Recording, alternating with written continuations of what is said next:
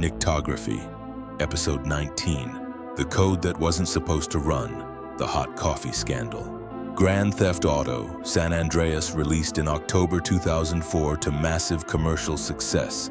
Over 12 million copies sold, one of the defining games of its console generation. It was already controversial the way every GTA game had been since the series began.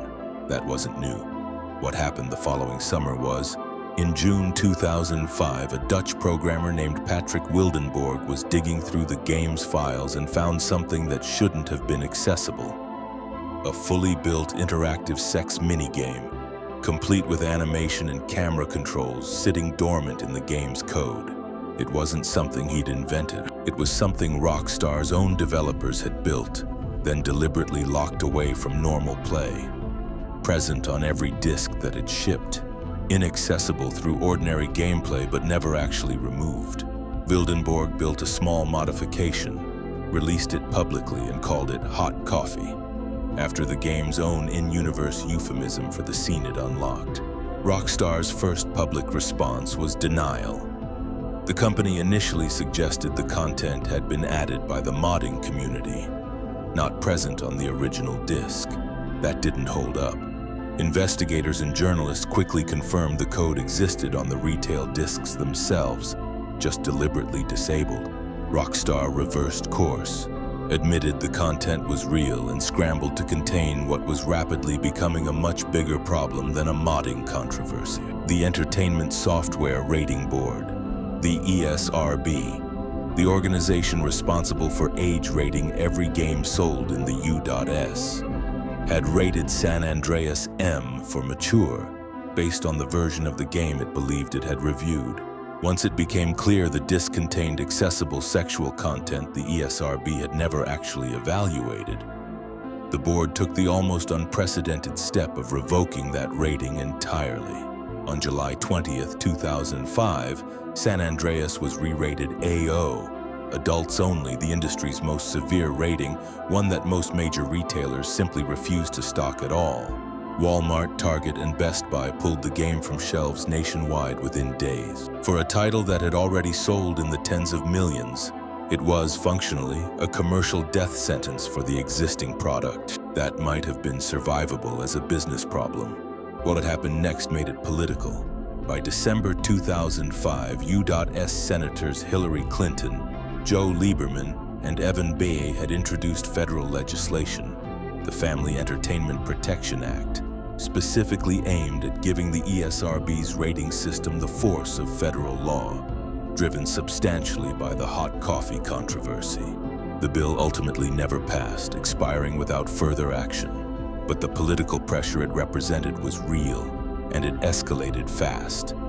The U.S. House of Representatives formally voted on a resolution urging the Federal Trade Commission to investigate Rockstar directly.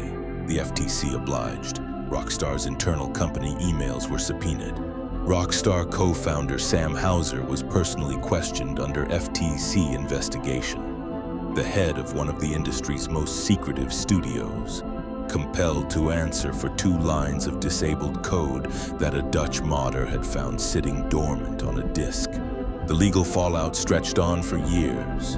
The city of Los Angeles filed its own lawsuit against Take-Two in January 2006. A grandmother in a widely covered case sued Rockstar directly after buying the game for her 14-year-old grandson. Unaware of what was hidden inside it, multiple lawsuits eventually consolidated into a single class action, finally settled in September 2009. 4 years after the scandal broke, for $20 million, the bulk of it covered by Take-Two's insurers. Separately, the FTC's own investigation concluded in June 2006 that Rockstar and Take-Two should have disclosed the hidden content to the ESRB, and the companies settled those federal charges directly, along with a smaller settlement that included an $873,000 charitable contribution split between the National PTA and the ESRB itself. Here's the strange coda to the whole story, and it's worth sitting with. Of the more than 12 million people who'd bought the original game, Official settlement records show only around 2,600 people ever actually filed a claim asking for a refund. The plaintiff's own attorneys reportedly called that number disappointing. Rockstar's critics called it proof. The outrage had been mostly manufactured by politicians and advocacy groups, not the actual players who owned the game. Whichever read you take, the disparity between 12 million sales and 2,600 claimants became, in its own way, as much a part of the story as the scandal itself. 20 years later, hot coffee remains the single moment that came closest to genuinely threatening Rockstar's business. Closer than any leak, any lawsuit over real-world violence, any labor dispute the company has faced since. And yet the company didn't just survive it. Industry analysts have pointed to hot coffee repeatedly in the years since as the moment Rockstar's brand actually solidified around controversy rather than being damaged by it. Proof, cited again and again as GTA has grown into one of entertainment's biggest franchises, that even a near-catastrophic public scandal couldn't slow this particular studio down for long. Every time a new Grand Theft Auto game approaches release, including the one arriving later this year, you can trace a straight line back to 2 lines of disabled code a Dutch modder found by accident, and the 20 years of legal and political fallout that followed from it. Next time, another file, another name worth remembering.